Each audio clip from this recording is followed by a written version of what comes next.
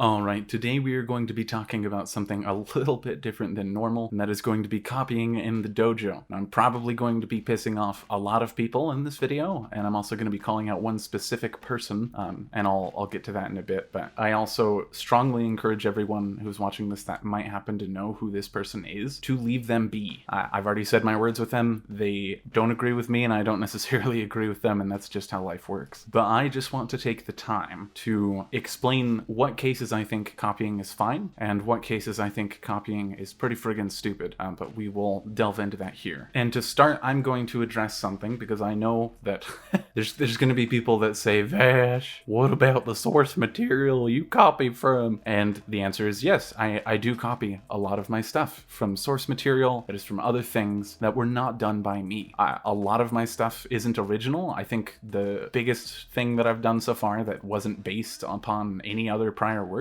was the dam room. So to expound on that, something that not everyone is going to agree with, copying something from a source and translating it into a new medium is something that I believe to be okay. So say Firelink Shrine, which is hardly a one-to-one replica, taking that from Dark Souls 3 and putting it in a Warframe Dojo. I don't think anyone's going to have any qualms with that. But if someone were to have already made Firelink Shrine and have done it in a specific way, and then I did that exact specific way and put it in my dojo, even if it's not as good, that's what I start to believe is shitty. Because in that case, you weren't trying to replicate the original source material. You were trying to replicate what was already made. Now, don't get me wrong, I do think that copying things verbatim, or at least attempting to, can be good. I think that is a great way for newer decorators to learn. I sure as hell did when I was starting to learn. I copied a lot of stuff from my good friend Factory Cow, who some of you know to decorate kawaii with me. He doesn't do as much, but he's still an extremely good decorator. But in the beginning, I did copy a lot of his stuff, and a lot of the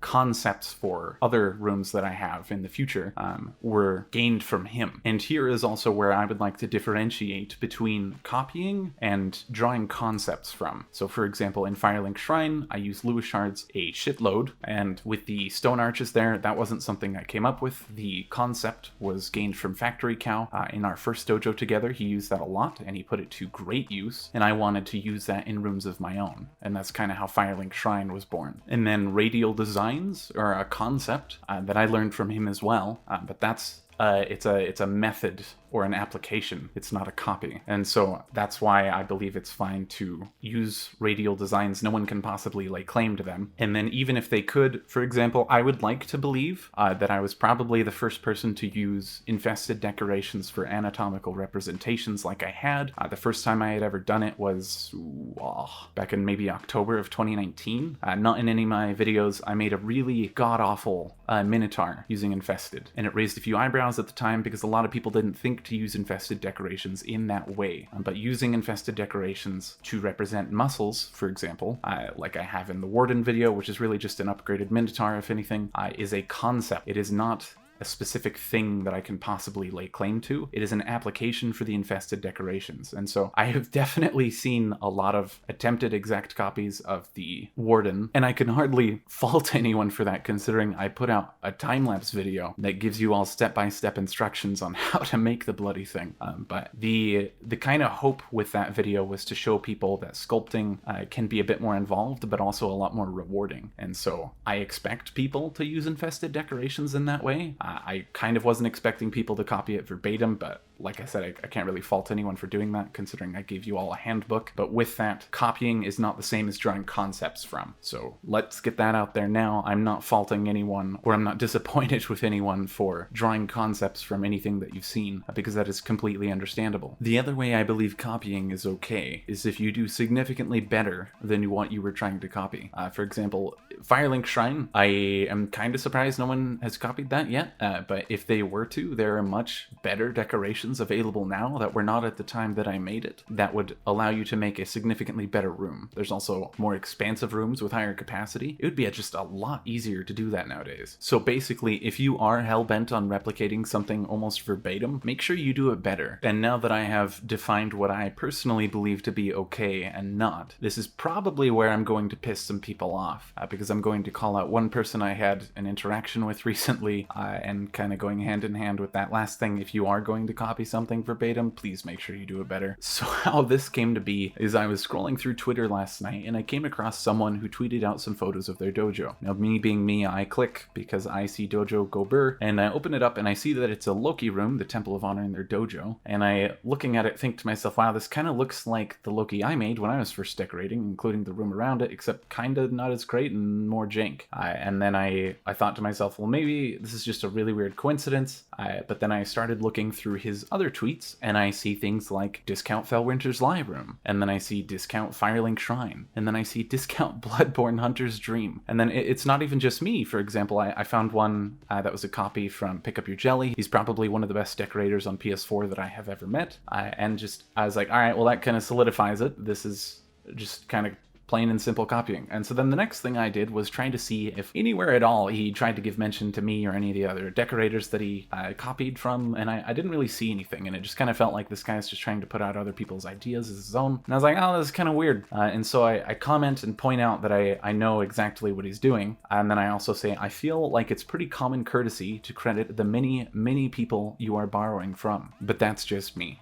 And that was pretty much all I was going to say on it. I was just going to leave it be. If he wanted to bite his tongue and continue doing what he was doing, that is what it is. But then he ended up replying, and the comments I got were, I feel some ego in his words and some superiority. I respect his work, but understand that you always try to improve yourself. If you do not want replicas or something similar to what you have created, it is inevitable to make it public. Does it feel bad to have some of my rooms similar to yours, or do you feel bad because you are not the only one who can create something like that? You are not the only one, and do not feel superior without more. And also about the IKEA Frame server, I've been a member for a few years, and I have never copied the work of another decorator, nor do I intend to do so. But the ideas are for something. Put the ego aside, please. Exclamation point, exclamation point, exclamation point. Now let's let's dissect, shall we, everything he said? I feel some ego in his words and some superiority. You are in fact correct. I am a dick. I respect his work, but understand that you should always try to improve yourself. And the fact of the matter with that one is I do. I am always trying to make better works than before.